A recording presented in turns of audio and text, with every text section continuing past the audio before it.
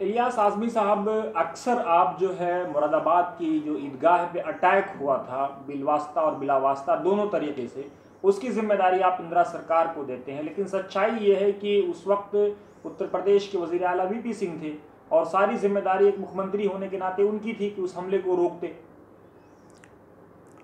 आपने बहुत सही सवाल किया। 13 अगस्त 1980 को ईदगाह पर नमाजियों पर पीएसी से फायरिंग कराई गई थी। उस ज़माने में, इंदिरा और नेहरू के ज़माने में, सूबाई हुकूमतों की हैसियत डिस्ट्रिक्ट बोर्ड की थी। सारे फैसले मरकज़ से होते थे और इंदिरा गांधी ही ने उसको फ़िरका वाराना फसाद करार दिया। बीपी सिंह को जैसे ही खबर लगी वैसे ही उन्होंने वज़ारत आला से इस्तीफ़ा दे दिया और फ़ौरन इंदिरा गांधी का ये बयान आया कि बीपी सिंह को हटने की इजाज़त नहीं दी जाएगी। फिर जब असम्बली का इजलास आया तो असम्बली के इजलास में तहरीक इल्तवा की बहुत सारी तहरीकें आईं। आम तौर से तहरीक इल्तवा की कोई तहरीक कोई हुकूमत मंजूर करके उस पर बहस नहीं कराती।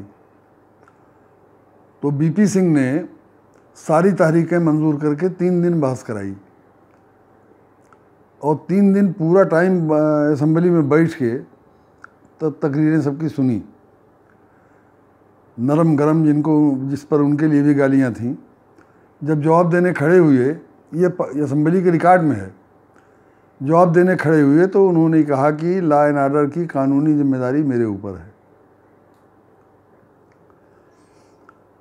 और माननीय सदस्यों ने जो इल्ज़ामात लगाए हैं मैं सबको तस्लीम करता हूं कि सब सही हैं।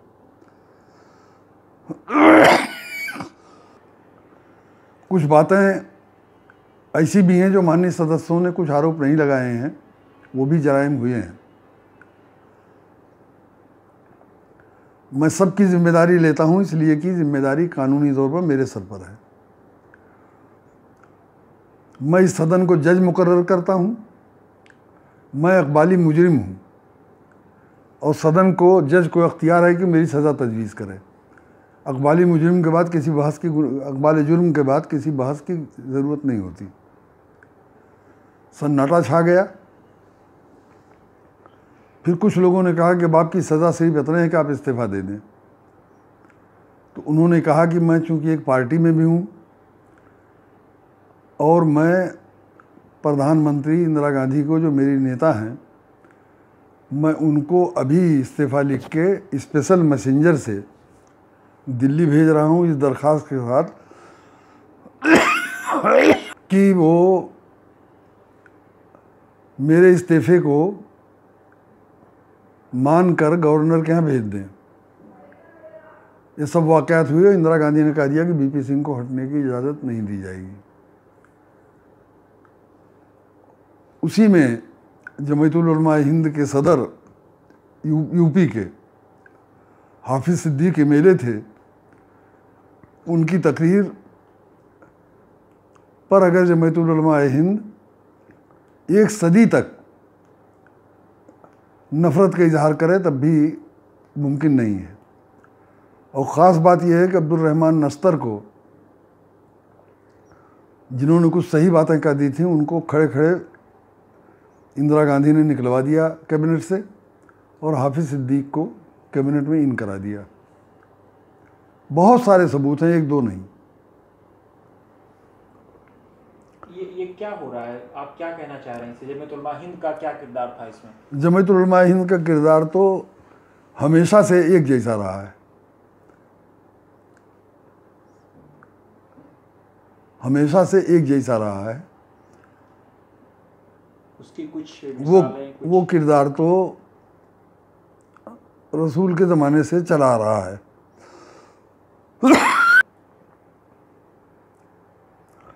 अब उसके बारे में मैं इकबाल का एक शेर करके अपनी बात ख़त्म करूँगा। कि दीन ऊ आईन ऊ सौदागरीस्त। और उसका आखिरी शेर उनका है पैगाम मशरिक में कि अल-अमा अज़ रूह जाफ़र अल-अमा, यानी अल्लाह मैं पनाह मांगता हूँ जाफ़र की रूह से, मीर जाफ़र की। अल-अमा अज़ रूह जाफ़र अल-अमा, अल-अमा अज़ जाफ़राने ई ज़मा, ख़ास तौर से इस ज़माने के जाफ़रों से। वो किरदार रसूल के ज़माने से चला रहा है और शायद वो क़यामत तक रहेगा। इलियास आदमी साहब, लेकिन एक बार फिर हाशिमपुरा का जो मामला है वो दोबारा सुर्खियों में है और योगी सरकार इसमें बड़ा पॉजिटिव रोल अदा करते हुए नजर आ रही है। इसको किस तरह से आप देखते हैं? पहली बार ऐसा हो रहा है कि शायद मुजरिमों को सजा मिलेगी। जब वो पॉजिटिव रोल सामने आएगा उस वक्त में जब वो पॉजिटिव रोल सामने आएगा तो मैंने उस पर कोई गौर फिक्र नहीं किया है। गौर फिक्र भी कर लूँगा, वो पॉजिटिव रोल सामने आएगा, मैं उसकी तारीफ़ करूँगा। कहा यह जा रहा है कि जो डायरी थी उसकी शनाख्त हो गई है, जिन लोगों ने लिखी थी उनकी शनाख्त हो गई है, और अब तक की जो सरकारें थी उसमें डायरी ही नहीं मिल रही थी। सेकुलर लोगों की सरकारें थी ना, नाम नहाद सेकुलर लोगों की सरकारें थी ना। मैं ये बात ख़त्म करूँगा, इकबाल ने कहा था कि अक्ल को तनकीद से फुर्सत नहीं, अक्ल को तनकीद से फुर्सत नहीं, इश्क पर आमाल की बुनियाद रख।